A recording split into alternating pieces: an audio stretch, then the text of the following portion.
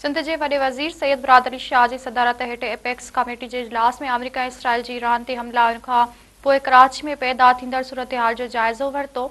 इस इजलास में अमलदारनि खे हिदायत कई वई त रियासत जी हुक्मरानी क़ाइमु रखी वञे, गैर मुल्की शहरनि जी हिफ़ाज़त बहितर बणाई वञे ऐं ज़रूरत पवण ते हथी कार्रवायूं कयूं वञनि। इजलास में सूबाई घरू वज़ीर, कराची कोर कमांडर ऐं सीनियर सिविल ऐं फ़ौजी अमलदारनि शिरकत कई। एपेक्स कमेटी तरफ़ां सिंध में स्ट्रीट क्राइम ते ज़ाब्ते ऐं कच्चे में दाड़ियलनि ख़िलाफ़ ऑपरेशन वधीक तेज़ करण जो फ़ैसिलो कयो वियो।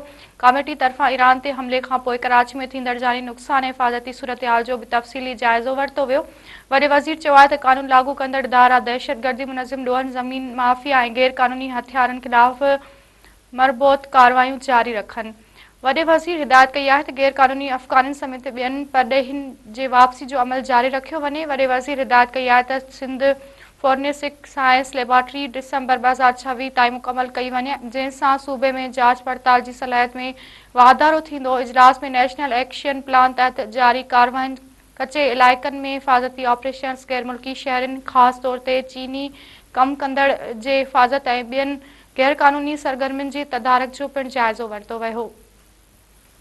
वॾे वज़ीर सखर ऐं लाड़काट डिवीज़न जे कच्छ जे इलाइक़नि लाइ लॻ ₹9.5 अरब जो समाजी ऐं इक़्तिसादी तरक़ियाती मंसूबो मंज़ूर करे वरितो।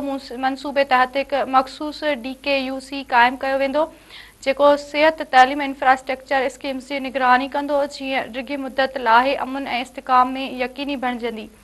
वॾे वज़ीर सैयद मुराद अली शाह जो चवणु हो त टिनि सरहदी कच्छ जे इलाइक़नि में बहितर हिफ़ाज़ती सूरतहाल हुकूमत जी हथियार छॾण वारी पॉलिसी जी कामयाबी ज़ाहिर करे थी, पर पाइदार अमन लाइ मक़ामी कम्यूनिटी लाइ तइलीम, तरक़ी ऐं रोज़गार जा मौक़िया फ़राहम करणु ज़रूरी आहिनि।